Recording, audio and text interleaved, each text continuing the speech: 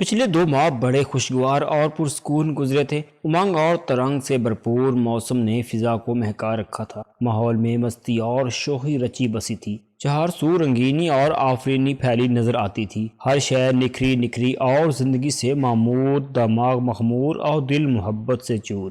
مگر مئی کا آغاز ہوتے ہی جیسے سب کچھ بجھ کر رہ گیا تھا۔ اب نہ تو سانس معطر رہی تھی اور نہ ہی مزاج میں سنسناہٹ محسوس ہوتی تھی۔ اجلے اور مسکراتے چہرے یکدم کملا کر رہ گئے تھے۔ موسم کی کروٹ نے اچانک ماحول میں ایسی حدت بھر دی کہ ہر طرف گرمی گرمی کی پکار تھی۔ یوں لگتا تھا ہوا روٹ کر کسی اور ہی دنیا کی جانب نکل گئی ہو۔ ایسے ہی ایک ہوس زدہ اور تپش رسیدہ دن جب میں تیار ہو کر تھانے پہنچا تو مجھے بتایا گیا کہ بڑی نہر میں سے کسی جوان لڑکی کی لاش ملی ہے۔ یہ خبر سنتے ہی میں نے اطلاع کنندہ کو فوراً اپنے کمرے میں بلا لیا۔ وہ اسی علاقے کا رہنے والا ایک غریب مچھیرا تھا۔ اس کا نام ریمو معلوم ہوا۔ ریمو کی عمر 60 سال کے قریب تھی۔ رنگ گدمی، جسم متناسب اور قد میانہ۔ مجموعی طور پر وہ ساٹھا پاٹا کی منہ بولتی تصویر تھا۔ نامعلوم دوشیزہ اسی رحمو مچھیرے کے جال میں آ کر پھنسی تھی۔ رحمو سے 5 منٹ کی اہم اور مختصر گفتگو کے نتیجے میں مجھے معلوم ہوا کہ وہ مچھلیاں پکڑنے کے لیے رات کو نہر کے ایک مخصوص حصے میں جال ڈال آتا تھا اور صبح جا کر شکار کا مال نکال لیتا۔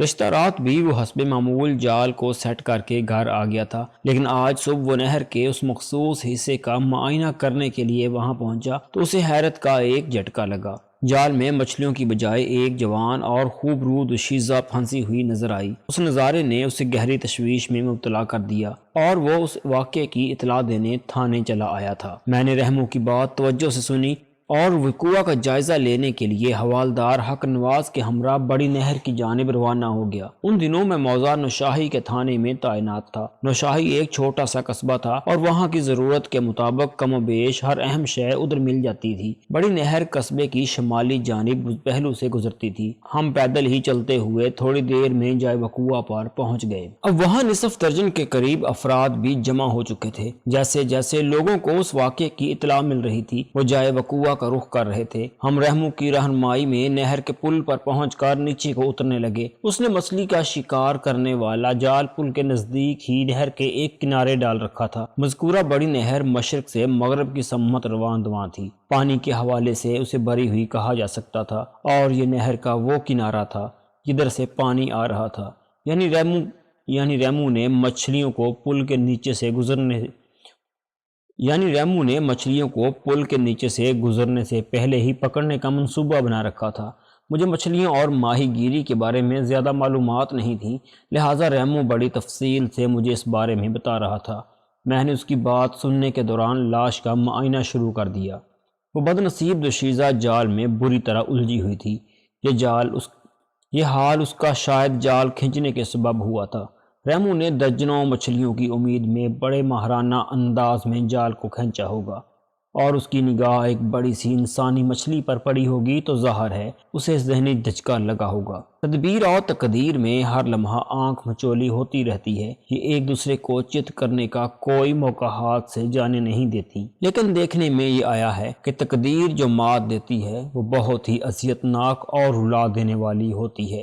رحمو کے ساتھ بھی کچھ ایسا ہی پیش آیا تھا۔ جال کو کھینچتے وقت اسے معمول سے زیادہ زور لگانا پڑا ہوگا اور خوش ہو کر اس نے توقع باندھ لی ہوگی کہ آج تو من بھر مچھلی کہیں نہیں گئی۔ اس نے خیالوں میں اس مچھلی کی فروخت سے حاصل ہونے والی رقم کو بھی گننا شروع کر دیا ہوگا، مگر جب جال باہر آیا ہوگا تو اس کی خوش خیالی کے غبارے میں سے ایک دم ساری ہوا نکل گئی ہوگی۔ جال کے اندر من بھر وزن کی مچھلیوں کی بجائے انسانی لاش کو دیکھ کر اس کی امیدوں پر پانی پھر گیا ہوگا۔ میں نے رحمو کی مدد سے اس جوان دوشیزہ کی لاش کو جال میں سے باہر نکال کر نہر کے کنارے زمین پر ڈال دیا۔ ایک خاص زاویہ ہونے کے باعث نہر کے اس حصے تک ابھی دھوپ کی رسائی نہیں ہو پائی تھی۔ اس بچاؤ میں غالب ہاتھ ان بلند و بالا درختوں کے سائے کا بھی تھا جو نہر کے کنارے پر استادہ تھے۔ ویسے جس تیزی سے دھوپ پھیل رہی تھی اسے دیکھتے ہوئے اندازہ لگایا جا سکتا تھا کہ زیادہ سے زیادہ آدھے گھنٹے میں نہر کا وہ حصہ بھی محفوظ نہیں رہے گا، لہٰذا اس سے پہلے ہی مجھے اپنا کام مکمل کرنا تھا۔ میں دوشیزہ کی لاش کے ساتھ مصروف ہو گیا۔ میں بار بار اس نامعلوم لڑکی کے لیے لاش کا لفظ استعمال کر رہا ہوں۔ اس کا سبب یہ ہے کہ اس پر نگاہ پڑتے ہی مجھے اندازہ ہو گیا تھا کہ اسے زندوں میں شمار کرنا حماقت ہوگی۔ بعد ازاں میرا یہ اندازہ 100% درست ثابت ہوا تھا۔ واقعی جال کی گرفت میں آنے سے قبل ہی وہ لڑکی زندگی کی قید سے آزاد ہو چکی تھی۔ اس نامعلوم دوشیزہ کی عمر 20 اور 22 سال کے درمیان رہی ہوگی۔ قد متناسب اور جسم بھرا بھرا، وہ ایک گوری چٹی لڑکی نظر آتی تھی۔ اس میں کسی شک و شبے کی گنجائش تلاش نہیں کی جا سکتی تھی کہ وہ ایک پرکشش اور حسین و جمیل دوشیزہ تھی، مگر اس وقت اس کی ساری خوبصورتی اور رعنائی کو موت کی بھوکی پیاسی گز بھر باہر کو نکلی ہوئی شفاف زبان چاٹ چکی تھی۔ مذکورہ دوشیزہ نے پھولدار پرنٹڈ لان کا شلوار سوٹ پہن رکھا تھا۔ وہ دوپٹے اور جوتے وغیرہ سے بے نیاز تھی۔ غالب امکان یہی تھا کہ اس کا دوپٹہ اور جوتے پانی کی ہمراہی پار کرتے ہی اس سے جدا ہو گئے تھے۔ بادی النظر میں وہ خودکشی کا معاملہ دکھائی دیتا تھا، لیکن جب میں نے اکڑوں بیٹھ کر بغور اس کی گردن کا معائنہ کیا تو فوری طور پر مجھے اپنے خیال کو تبدیل کرنا پڑا۔ یہ سوچتے ہی مجھے پورے وجود میں سنسنی سی دوڑتی محسوس ہوئی کہ وہ خودکشی نہیں بلکہ قتل کا ایک کیس تھا۔ مذکورہ دوشیزہ کی گردن پر مجھے کچھ ایسے نشانات نظر آئے کہ میں چونک اٹھا۔ تفتیشی جائزے نے مجھے واضح طور پر بتا دیا کہ وہ انسانی انگلیوں کے دباؤ سے بننے والے مخصوص نشان تھے۔ گویا اس بد نصیب کو گردن گھونٹ کر موت کے گھاٹ اتارا گیا تھا۔ ایک مخصوص فیصلے پر پہنچنے کے بعد میں اٹھ کر سیدھا کھڑا ہو گیا۔ اس وقت جائے وقوع پر جمع ہونے والے افراد کی تعداد درجن سے آگے بڑھ چکی تھی۔ اس تعداد میں نے بچوں وغیرہ کو شمار نہیں کیا تھا۔ تعداد میں وہ بھی بڑے افراد سے کسی طرح کم نہیں تھے۔ ان سب کا تعلق موضع نشاہی سے تھا۔ حوالدار حق نواز نے میری ہدایات کے مطابق تماشائیوں کو لاش سے ایک مناسب فاصلے پر روک رکھا تھا۔ میں نے ان میں سے 3-4 معتبر افراد کو آگے آنے کے لیے کہا۔ جب وہ میرے قریب آ گئے تو میں نے خوبرو دوشیزہ کی لاش کی جانب اشارہ کرتے ہوئے کہا، کیا تم میں سے کوئی شخص اس حرمہ نصیب کو جانتا ہے؟ یہ بات تو طے تھی کہ اس لڑکی کو قتل کرنے کے بعد نہر میں پھینکا گیا تھا، لیکن جب تک اس کی شناخت کا مرحلہ مکمل نہ ہو جاتا تفتیش آگے نہیں بڑھ سکتی تھی۔ مجھے توقع تھی کہ موضع نشاہی کے ان معتبر باسیوں میں سے کوئی نہ کوئی ضرور اس لڑکی کو پہچان لے گا، لیکن ضروری نہیں کہ انسان کی ہر توقع پوری بھی ہو جائے۔ ان افراد نے بغور مردہ لڑکی کے چہرے کا جائزہ لیا اور نفی میں گردن ہلاتے ہوئے یکے بعد دیگرے یہ جواب دیا، ہم اس لڑکی کو نہیں جانتے۔ میں نے اپنی تسلی کی خاطر ان افراد کو فارغ کر کے مزید 3-4 کو بھی اسی آزمائش سے گزارا، لیکن اس آزمائش کا نتیجہ بھی میری توقع کے برعکس ہی برآمد ہوا۔ 15-20 منٹ کی تحقیق و تفتیش کے بعد یہ بات پایہ ثبوت کو پہنچ گئی کہ مچھیرے رحموں کے جال میں آ کر لگنے والی اس بیچاری دوشیزہ کا موضع نشاہی سے کوئی تعلق نہیں۔ اب مجھے پہلے یہ معلوم کرنا تھا کہ وہ لڑکی کون تھی اور کہاں سے یہاں پہنچی تھی۔ جب تک اس کی شناخت نہ ہوتی قتل والے معاملے کی تفتیش ممکن نہیں تھی، لیکن اس سے بھی پیشتر مجھے ایک ضروری کام نپٹانا تھا۔ بلند و بالا درختوں کا سایہ اب پل کے اس مخصوص حصے سے رخصت ہو کر کہیں اور چلا گیا تھا۔ چلچلاتی اور جلبل کرتی تیز دھوپ نے وہاں رکنا محال کر دیا تھا۔ موسم اس بات کی اجازت نہیں دیتا تھا کہ لڑکی کی لاش کو ایسے ہی چھوڑ کر میں اس کے شناختی معاملات میں الجھا رہتا، لہٰذا لمحاتی سوچ بچار کے بعد میں نے اس لاش کو پوسٹ مارٹم کے لیے سرکاری ہسپتال بھجوا دیا۔ وقوع کا نقشہ میں تیار کر چکا تھا۔ لاش کو ہسپتال بھجوانے کے بعد موقع پر موجود افراد کے بیانات لینے لگا۔ اس کام کے لیے میں نے درختوں کے نیچے ڈیرا ڈال دیا تھا، لیکن آدھے گھنٹے کی اس پوچھ تاچھ کے بعد جب کوئی مثبت اور حوصلہ افزا نتیجہ سامنے نہ آیا تو میں حوالدار کے ساتھ واپس تھانے آ گیا۔ ان دنوں میں جس تھانے میں تعینات تھا وہاں بدقسمتی سے نفری بہت کم تھی۔ میرے علاوہ ایک حوالدار حق نواز اور 4 کانسٹیبلز تھے۔ اسی مختصر سے اسٹاف کے ساتھ مجھے تھانے داری کرنا تھی۔ اوپر سے مجھے یقین دلایا جا رہا تھا کہ انشاءاللہ بہت جلد مجھے ASI اور مزید 3-4 کانسٹیبلز دے دیے جائیں گے، مگر 1 سال گزر جانے کے باوجود بھی اس سلسلے میں کوئی پیش رفت دیکھنے میں نہیں آئی تھی۔ انشاءاللہ محض انشاءاللہ ہی تھا۔ دوپہر کے کھانے سے فارغ ہونے کے بعد میں نے کانسٹیبل عارف کو اپنے ساتھ لیا اور نامعلوم دوشیزہ کی مبینہ اور متوقع قتل کی تفتیش کے لیے نکل کھڑا ہوا۔ مذکورہ لڑکی کی لاش کو میں نے پوسٹ مارٹم کے لیے ہسپتال بھجوا دیا تھا۔ اب مجھے اس کے والی وارثوں کی تلاش تھی تاکہ ان سے ملاقات کے بعد اس قتل کا معمہ حل کیا جا سکے۔ ہم اس وقت 2 سائیکلوں پر سوار ہو کر مشرق کی سمت بڑھ رہے تھے۔ کافی سوچ بچار کے بعد میں نے یہ لاہ عمل اختیار کیا تھا کہ بڑی نہر کے ساتھ ساتھ ایک کچی سڑک بھی مشرق اور مغرب کے درمیان دراز تھی اور ہم اس وقت اسی سڑک پر محو سفر تھے۔ رحمو نے اپنے جال کو پل کی طرف لگایا تھا جدھر سے پانی آ رہا تھا۔ مذکورہ نہر مشرق سے مغرب کی سمت بہتی تھی۔ اس کا صاف اور واضح مطلب یہی تھا کہ لڑکی کی لاش مشرق کی جانب سے پانی میں بہتے ہوئے نہر کے پل تک پہنچی تھی اور رحمو مچھیرے کے جال میں آ کر پھنس گئی تھی۔ اگر رحمو نے وہاں جال نہ لگایا ہوتا تو یہ بات طے تھی کہ مذکورہ لاش نہر کے اندر ہی اندر سفر کرتے ہوئے موضع نشاہی سے کہیں آگے نکل جاتی۔ ہمارے قصبے نشاہی سے مشرق کی سمت 2 گاؤں آباد تھے۔ 5 میل کے فاصلے پر نہر کی اسی جنوبی سمت میں اقبال نگر نامی ایک گاؤں آباد تھا۔ اقبال نگر سے مزید 3 میل آگے ٹانڈا نامی ایک چھوٹا سا گاؤں تھا۔ ٹانڈا نشاہی سے 8 میل دور نہر کے شمالی کنارے پر آباد تھا، یعنی نشاہی اور اقبال نگر کی مخالف سمت میں۔ مجھے انہی دونوں گاؤں کو چیک کرنا تھا۔ غالب امکان اس بات کا تھا کہ پل کے قریب سے برآمد ہونے والی مردہ لڑکی کا تعلق انہی دونوں گاؤں میں سے کسی ایک سے تھا۔ یہ دونوں گاؤں میرے تھانے کی حدود میں آتے تھے۔ 1 گھنٹے کے اندر ہم موضع اقبال نگر پہنچ گئے۔ اقبال نگر ایک درمیانہ سا گاؤں تھا، بمشکل 8-10 گلیوں پر مشتمل۔ اور حساب کیا جاتا وہاں لگ بھگ 150 گھر آباد تھے۔ اقبال نگر کے ایک گھر کا دروازہ کھٹکھٹانے کی بجائے میں نے چودھری سرور کی حویلی کا رخ کیا۔ چودھری اس وقت حویلی میں موجود تھا۔ جب ملازموں نے اسے بتایا کہ میں کسی ضروری کام کے لیے اسے ملنے آیا ہوں تو وہ میرے استقبال کے لیے بنفس نفیس حویلی کے گیٹ تک چلا آیا۔ تھوڑی ہی دیر کے بعد ہم چودھری کی سجی سجائی کشادہ بیٹھک میں بیٹھے تھے۔ میں اور کانسٹیبل اس وقت یونیفارم میں تھے۔ رسمی علیگ سلیگ کے بعد چودھری نے خوش دلی سے کہا، ملک صاحب باتیں تو ہوتی ہی رہیں گی، پہلے آپ کی خاطر تواضع ہو جائے۔ یہ کھانے کا وقت ہے، کھانا بالکل تیار ہے۔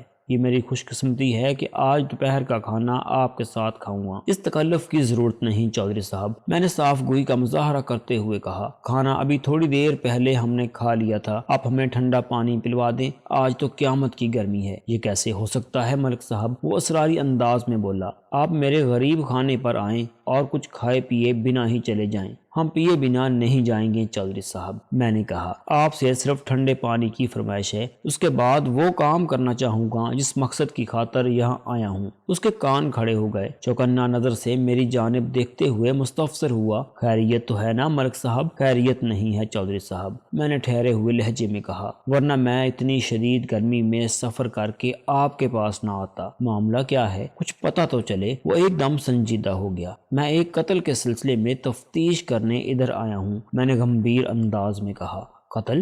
کون قتل ہو گیا ہے؟ وہ حیرت بھری نظر سے مجھے دیکھنے لگا۔ میں نے جواب دیا، ایک جوان دوشیزہ کو قتل کرنے کے بعد کسی نے بڑی نہر میں پھینک دیا تھا۔ اس کی لاش آج صبح موضع نشاہی والے نہر کے پل کے پاس سے ملی ہے۔ مذکورہ لاش ایک مچھیرے کے جال میں جا پھنسی تھی۔ کون ہے وہ بد نصیب دوشیزہ؟ چودھری سرور نے پوچھا۔ اگر یہ معلوم ہو جاتا تو میں تفتیش کے لیے ادھر کا رخ نہ کرتا، میں نے اس کی آنکھوں میں دیکھتے ہوئے جواب دیا۔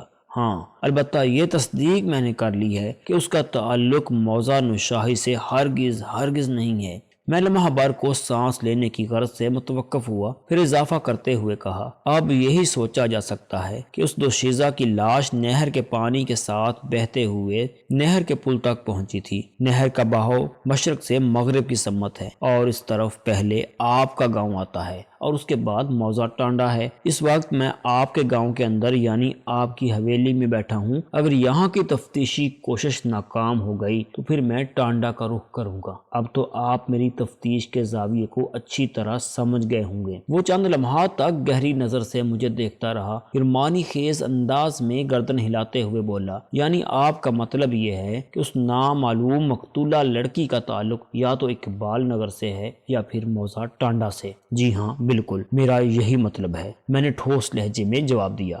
اس نے پرسوچ انداز میں ہنکارا برا اور کہنے لگا، اگر تو وہ لڑکی میرے گاؤں سے تعلق رکھتی ہے تو اس کے گھر کا سراغ لگانے کے لیے میں آپ کو ایک ایک گھر کے دروازے تک جانے کی زحمت نہیں کرنا پڑے گی۔ میں کچھ ایسا بندوبست کرتا ہوں کہ یہیں بیٹھے بٹھائے آپ کا کام آسان ہو جائے۔ آپ نے میرے خیال کی بڑی بھرپور ترجمانی کی ہے چودھری صاحب، میں نے اس بات میں سر ہلاتے ہوئے کہا۔ میں یہی سوچ کر آپ کے پاس آیا تھا۔ بس تو سمجھ لیں آپ کا کام ہو گیا۔ وہ اپنی مونچھوں کو شفقت بھرے انداز میں سہلاتے ہوئے بولا، اس کے بدلے میں آپ کو بھی میرا ایک کام کرنا ہوگا۔ میں نے چونک کر سوالیہ نظر سے اس کی طرف دیکھا اور پوچھا، کون سا کام چودھری صاحب؟ میں کھانا کھانے کے لیے تو آپ سے اصرار نہیں کروں گا، اس نے معتدل انداز میں کہا، لیکن موسم کی مناسبت اور ضرورت کے مطابق جو بھی شربت پانی بجواؤں اس سے آپ پورا انصاف کریں گے۔ بات ختم کرتے ہی وہ اٹھ کر کھڑا ہو گیا۔ میں نے بڑی لسانیت سے کہا، ٹھیک ہے چودھری صاحب،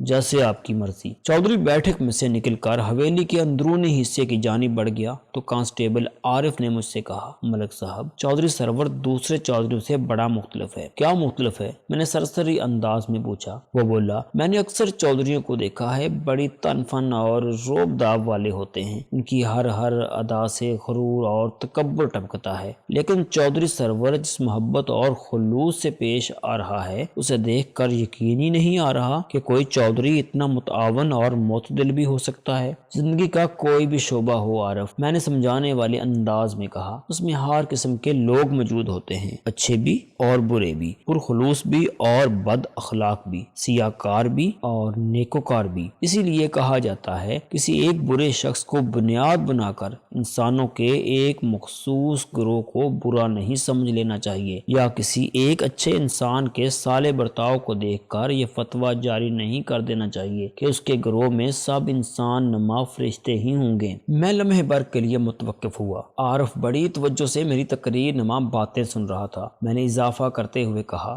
تمہارا یہ مشاہدہ اور اندازہ بالکل درست ہے کہ چودھری سرور بہت سے چودھریوں سے خاصا مختلف ہے۔ یہ فرق میں نے بھی اس میں محسوس کیا ہے، اس لیے میں نے اس کیس کی تفتیش میں اسے شامل رکھنا ضروری سمجھا ہے۔ اگر میرے تجربے کے مطابق سرور کوئی اکھڑ، مغرور اور بددماغ قسم کا چودھری ہوتا تو میں اسے ٹچ کرنا بھی پسند نہ کرتا۔ ہم چودھری سرور کی ذات کے حوالے سے گفتگو کر ہی رہے تھے کہ بیٹھک کے کھلے ہوئے منقش چوبی دروازے میں سے ایک ملازم صورت شخص لدا پھندا اندر داخل ہوا۔ ہم اس وقت آمنے سامنے دو صوفوں پر بیٹھے تھے اور ہمارے بیچ ایک لمبی سی میز بھی موجود تھی۔ ملازم نے اپنے ہاتھوں میں اٹھائی ہوئی کنگ سائز ٹرے کو مذکورہ میز پر رکھا اور خاموشی سے باہر نکل گیا۔ میں بڑی دلچسپی سے اس ٹرے کا معائنہ کرنے لگا۔ ٹرے میں دو بڑے سائز کے جگ رکھے نظر آ رہے تھے اور ساتھ ہی نفیس قسم کے 4 بلوری گلاس بھی موجود تھے۔ دونوں جگوں میں مختلف قسم کے 2 مشروب بھرے تھے، جن میں ایک کا رنگ دودھیا سفید اور دوسرے کا کندنی تھا۔ یوں محسوس ہوتا تھا سندل کے شربت میں سنگترے یا انار کا جوس شامل کر دیا گیا ہو۔ مالٹے اور سنگترے وغیرہ کا تو موسم نہیں تھا، وہ کوئی اور ہی تجربہ دکھائی دیتا تھا۔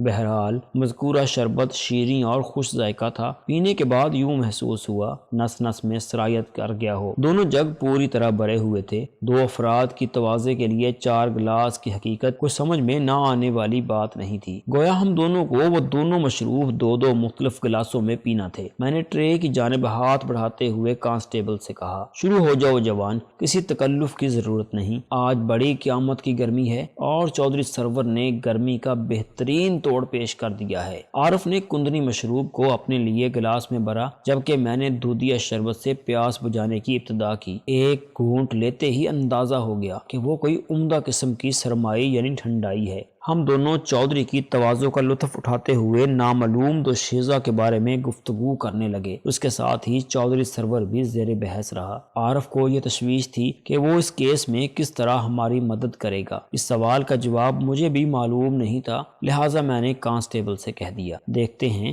وہ کیا کر کے آتا ہے، کیا تو بڑے جوش میں ہے۔ کچھ دیر بعد چودھری واپس آ گیا اور بیٹھک میں قدم رکھتے ہی اس نے اعلانیہ انداز میں کہا، میں نے اچھی طرح معلوم کر لیا ہے ملک صاحب، آپ کو جس لڑکی کی لاش ملی ہے اس کا ہمارے گاؤں اقبال نگر سے کوئی تعلق نہیں۔ آپ یہ بات اتنی وثوق سے کس طرح کہہ سکتے ہیں؟ میں نے حیرت سے اس کی طرف دیکھا۔ جواب دینے سے پہلے اس نے چوبی میز کی طرف دیکھا، پھر اس کی نگاہ وہیں جم کر رہ گئی۔ ایک لمحے کی خاموشی کے بعد اس نے شکایتی لہجے میں کہا، ملک صاحب، آپ نے میرا کام ٹھیک طور پر نہیں کیا۔ مجھے یہ سمجھنے میں ذرا بھی دقت محسوس نہیں ہوئی کہ اس کا شکوہ برا اشارہ دونوں جگہوں میں بچے ہوئے مشروب کی جانب تھا۔ میں نے ٹھہرے ہوئے انداز میں اس کی شکایت دور کرنے کی کوشش کی۔ چودھری صاحب، ہم نے اپنی گنجائش اور ضرورت سے زیادہ پیا ہے۔ اگر پیا ہوتا تو یہ دونوں جگ خالی نظر آتے۔ چلیں، کوئی بات نہیں۔ میں نے موضوع کو پلٹنے اور اس کا دل رکھنے کی خاطر کہہ دیا۔ تھوڑی دیر بعد ایک دور اور چلا لیں گے۔ وہ معنی خیز انداز میں سر کو اثباتی جنبش دینے لگا۔ میں نے اسے واپس اصل موضوع کی طرف لاتے ہوئے کہا، چودھری صاحب، آپ نے ابھی تک میرے سوال کا جواب نہیں دیا۔ وہ ایک سمجھدار اور حاضر دماغ چودھری تھا۔ مجھے اپنے سوال کو دہرانے کی ضرورت پیش نہیں آئی، اسے بخوبی یاد تھا میں نے اس سے کیا پوچھا ہے۔ میری جانب متوجہ ہوتے ہوئے اس نے جواب دیا، میں آپ کے پاس سے اٹھ کر اندر گیا تھا اور اپنے خاص آدمی کو اس مشن پر روانہ کر دیا تھا کہ وہ پورے گاؤں کا سروے کر کے مجھے بتائیں کہ کسی گھر کی کوئی جوان دوشیزہ یا کوئی عورت غیر حاضر یا غائب تو نہیں ہے۔ وہ لمحے بھر کو متوقف ہوا، پھر اضافہ کرتے ہوئے بتانے لگا، اپنے آدمی کو بھیجنے کے بعد میں دوپہر کے کھانے میں مصروف ہو گیا۔ ہمارا گاؤں کچھ زیادہ بڑا تو ہے نہیں، 8-10 گلیوں کا سروے کرنے میں انہیں زیادہ دیر نہیں لگی۔ جتنی دیر میں کھانے سے فارغ ہوتا وہ کام کر کے واپس آ گئے۔ انہوں نے مجھے رپورٹ دی ہے، اقبال نگر کی کوئی لڑکی یا عورت اپنے گھر سے غیر حاضر نہیں ہے۔ میں نے اسی بنا پر کہا ہے کہ آپ کو جس دوشیزہ کی لاش ملی ہے اس کا ہمارے گاؤں سے کوئی تعلق نہیں۔ بس اتنی سی بات ہے۔ میں نے چودھری سرور کو اس واقعے کی تفصیل سناتے ہوئے نامعلوم مقتولہ دوشیزہ کے حلیے، قد کاٹ اور جسامت کے بارے میں بھی بتایا تھا۔ وہ خاموش ہوا تو میں نے پوچھا، چودھری صاحب، آپ نے اپنے جن بندوں کو سروے کے لیے بھیجا تھا کیا انہیں مقتولہ کے حلیے اور قد و قامت کے بارے میں بتا دیا تھا؟ جی ملک صاحب، یہ کام تو میں نے سب سے پہلے کیا تھا، اس نے ترت جواب دیا۔ میں قدرے مایوس نظر آنے لگا، قدرے تھکے ہوئے اور پرسوچ انداز میں نے کہا، اس کا مطلب ہے اس کیس کی تفتیش کے لیے اب مجھے موضع ٹانڈا کی طرف جانا ہوگا، کیونکہ آپ کے بعد قریب ترین گاؤں وہی ہے۔ ٹانڈا کے بعد تو 15-20 میل آگے کوئی گاؤں دیہات آباد نہیں۔ چودھری نے کچھ سوچتے ہوئے جواب دیا، ملک صاحب، میں نے ابھی تک آپ کو اپنے آدمیوں کی کارکردگی کی آدھی رپورٹ دی ہے۔ آدھی رپورٹ؟ میں نے چونک کر اس کی طرف دیکھا اور حیرت بھرے لہجے میں کہا، میں سمجھا نہیں چودھری صاحب۔ وہ سمجھانے والے انداز میں تفصیل بتانے لگا، میرے آدمیوں نے یہ تو معلوم کر لیا ہے کہ اقبال نگر میں بسنے والی کوئی عورت یا لڑکی اپنے گھر سے غیر حاضر نہیں۔ اس کے ساتھ ہی وہ ایک انتہائی کام کی عورت کو بھی حویلی لے کر آئے ہیں۔ مذکورہ عورت اس کیس کی تفتیش کے سلسلے میں آپ کی بہت مدد کر سکتی ہے۔ میں سیدھا ہو کر بیٹھ گیا اور اضطراری انداز میں استفسار کیا، کون ہے وہ مفید عورت؟ اس کا نام ماسی رحمتے ہے، چودھری نے جواب دیا۔ وہ اس گاؤں کی اکلوتی اور درینہ دائی ہے۔ رحمت بی بی عرف ماسی رحمتے کی عمر لگ بھگ 65 سال ہوگی، لیکن اس کی بینائی لاجواب اور باکمال ہے۔ وہ اس عمر میں بغیر اینک کے بڑی آسانی اور روانی سے قرآن پاک پڑھ لیتی ہے، اس لیے ابھی تک اس نے اپنے فن کو خیر بات نہیں کہا۔ اس کے ہاتھوں میں جیسے کوئی جادو ہے۔ وہ زچہ کو اتنی بھی تکلیف محسوس نہیں ہونے دیتی جتنی بال کھینچنے سے مکھن کو ہوتی ہوگی۔ اس گاؤں کی کم از کم 2 نسلیں اسی کے ہاتھوں کی پیداوار ہیں۔ یہ سب تو ٹھیک ہے چودھری صاحب، میں نے اس کے خاموش ہونے پر بڑی رسانیت سے کہا، لیکن یہ تو بتائیں، اپنے فن میں ید طولہ رکھنے والی کسی تجربہ کار دائی کا اس کیس کی تفتیش سے کیا تعلق ہو سکتا ہے؟ میں نے ایک لمحے کے توقف کے بعد اضافہ کیا، اس کیس میں زچگی کی کوئی گنجائش نہیں۔ ماسی رحمتے اس گاؤں کے ہر بچے اور بڑے کی صورت سے واقف ہے۔ وہ اپنی سنجیدگی کو برقرار رکھتے ہوئے بولا، اگر آپ اسے لاش کا چہرہ دکھا دیں تو وہ فوراً پہچان لے گی۔ لاش کے منہ دکھائی تو فی الحال ممکن نہیں چودھری صاحب، میں نے ٹھہرے ہوئے لہجے میں کہا۔ شاید آپ کو یاد نہیں رہا، میں نے بتایا تھا کہ نامعلوم مقتولہ دوشیزہ کی لاش کو میں نے پوسٹ مارٹم کے لیے ہسپتال بھجوا دیا ہے۔ پھر جب یہاں کی کوئی لڑکی یا عورت غیر حاضر نہیں تو چہرہ دیکھ کر وہ کس کو پہچانے گی؟ اوہ، یہ بات تو میرے ذہن سے نکل گئی تھی۔ وہ اپنی پیشانی کو سہلاتے ہوئے بولا، پھر چونکنے والے انداز میں پوچھنے لگا، کیا آپ کو مقتولہ کی کوئی بھی ایسی چیز نہیں ملی جسے نشانی کے طور پر ماسی رحمتے کو دکھایا جا سکے؟ ذہن سے نکل جانے والی بات سے اس کی مراد پوسٹ مارٹم والا معاملہ تھا۔ اب میرے چونکنے کی باری تھی۔ چودھری سرور کے سوال نے ایک بہت بڑا مسئلہ حل کر دیا تھا۔ شاید میں اس بات کا ذکر کرنا بھول گیا کہ مجھے مقتولہ کے دائیں کلائی میں سے رولڈ گولڈ کا ایک کنگن ملا تھا۔ اس کی لاش کو پوسٹ مارٹم کے لیے بھیجتے وقت میں نے مذکورہ کنگن اس کی کلائی میں سے اتار کر اپنی جیب میں ڈال دیا تھا، اور اس وقت بھی مصنوعی سونے کا وہ کنگن میری جیب میں تھا۔ میں نے چودھری کے سوال کا جواب دیتے ہوئے کہا، میں نے جب اس بد نصیب لڑکی کی لاش کا معائنہ کیا تو اس کے پاؤں میں سلیپر یا جوتی نامی کوئی شے نہیں تھی، اور نہ ہی کانوں میں کوئی بندے یا بالیاں۔ کلائیوں میں چوڑیاں بھی مجھے نظر نہیں آئیں، البتہ اس کی دائیں کلائی میں نکلی سونے کا یہ کنگن ضرور موجود تھا۔ میں نے اپنی جیب سے مذکورہ کنگن آف رولڈ گولڈ نکال کر چودھری سرور کی جانب بڑھایا اور کہا، ممکن ہے یہ ماسی رحمتیں اس کنگن کی مدد سے کوئی سراغ لگانے میں کامیاب ہو جائے۔ چودھری نے اس کنگن کو ہاتھ میں لے کر گھما پھرا کر دیکھا اور کہا، میں ابھی ماسی رحمتیں کو یہاں بلاتا ہوں، مجھے امید ہے یہ کنگن آپ کا مسئلہ حل کر دے گا۔ تھوڑی دیر بعد ماسی رحمتیں چودھری سرور کے حکم پر اس بیٹھک میں موجود تھی۔ رحمتیں کی عمر کے بارے میں چودھری نے کچھ غلط نہیں کہا تھا۔ اس کی کمر قدرے جھک گئی تھی، تاہم صحت تسلی بخش تھی۔ جب وہ گیا ہوئی تو اس کی کراری آواز سن کر اس کے انتہائی صحت مند ہونے کا مجھے یقین آ گیا۔ اس نے بیٹھک میں داخل ہوتے ہی مجھے اور چودھری کو باری باری سلام کیا اور ایک صوفے پر بیٹھ گئی۔ چودھری نے میرے دیے ہوئے کنگن کو رحمتیں کے ہاتھ میں دیتے ہوئے کہا، ماسی، قتل ہونے والی لڑکی کے ہاتھ سے تھانے دار صاحب کو یہ کنگن ملا ہے، کیا تم اسے دیکھ کر کوئی اندازہ لگا سکتی ہو؟ رحمت نے کنگن کو ہاتھ میں لے کر گہری نگاہ سے اس کا جائزہ لیا اور فتویٰ صادر کرنے والے انداز میں بولی، یہ کنگن تو میں نے نازو کے ہاتھ میں دیکھا تھا۔ میں نے چونک کر چودھری سرور کی طرف دیکھا۔ اس نے رحمتیں سے پوچھا، تم کس نازو کی بات کر رہی ہو؟ ایک نازو تو میری حویلی میں بھی کام کرتی ہے اور میں نے ابھی تھوڑی دیر پہلے اسے زندہ دیکھا ہے۔ میرے لیے دوپہر کا کھانا اسی نازو نے لگایا تھا۔ آپ کی حویلی میں کام کرنے والی نازو عبدالغفار کی بیٹی ہے، ماسی رحمتیں نے وضاحت کرتے ہوئے کہا، اور اس کے باپ کو مرے 6 سال ہو گئے ہیں۔ میں تو کرم دین جٹ کی بیٹی نازو کی بات کر رہی ہوں چودھری صاحب۔ اوہ! چودھری سرور ایک گہری سانس خارج کر کے رہ گیا۔ میں نے پوچھا، چودھری صاحب، آپ نے ابھی تھوڑی دیر پہلے جو سروے کرایا ہے، کیا اس کی رپورٹ کے مطابق کرم دین جٹ کی بیٹی نازو اس وقت اپنے گھر میں ہے؟ وہ متاملانہ انداز میں بولا، ہونا تو چاہیے۔ جب اس گاؤں کی تمام عورتیں اور لڑکیاں اس وقت اقبال نگر میں موجود ہیں تو پھر نازو کو بھی ادھر ہی ہونا چاہیے۔ ماسی رحمتیں نے کہا، تھانے دار صاحب، کیا آپ مجھے لاش کی ایک جھلک دکھا سکتے ہیں؟ کل شام سے پہلے یہ ممکن نہیں، میں نے سپاٹ انداز میں کہا۔ چودھری صاحب نے تمہیں بتایا نہیں کہ نامعلوم لڑکی کی لاش کو پوسٹ مارٹم کے لیے ہسپتال بھجوایا جا چکا ہے؟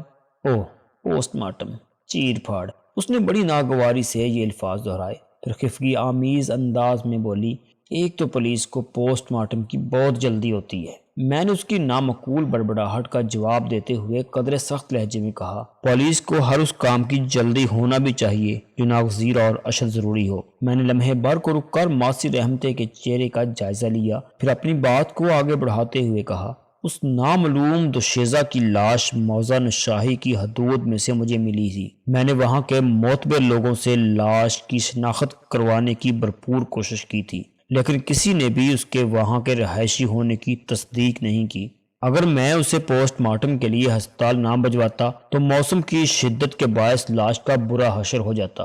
وہ نہر کے پانی میں تو محفوظ رہی، لیکن باہر نکالنے کے بعد اگر اسے مناسب طریقے سے محفوظ نہ کیا جاتا تو 2-3 گھنٹوں میں ہی اس سے بدبو کے بھبکے اٹھنے لگتے۔ مجھے نہیں معلوم لاش کے وارثوں کو تلاش کرنے میں مجھے کتنا وقت لگے گا، یہ 2-4 گھنٹے بھی ہو سکتے ہیں، 2-4 ماہ بھی، اور اس سے زیادہ بھی۔ لہٰذا لڑکی کی لاش کو سرکاری ہسپتال بھجوانا بے حد ضروری تھا، اور یہاں تک چیر پھاڑ کا تعلق ہے۔ میں نے ایک بار پھر اپنی بات کو ادھورا چھوڑ کر ماسی رحمتیں کے چہرے پر نمودار ہونے والے تاثرات کا جائزہ لیا، پھر سلسلہ کلام کو جاری رکھتے ہوئے کہا، شاید میں اس لڑکی کی لاش کو پوسٹ مارٹم کے لیے بھجوانے کی بجائے برف وغیرہ میں لگوا کر کچھ دیر اس کے وارثوں کے سامنے آنے کا انتظار کر لیتا، اگر مجھے یہ یقین نہ ہوتا کہ اسے باقاعدہ قتل کرنے کے بعد نہر میں پھینکا گیا ہے۔ قتل کی کسی بھی واردات میں پوسٹ مارٹم قانون کی معمول کی کارروائی میں شامل ہوتا ہے۔ میرے خاموش ہونے پر چودھری سرور نے کہا،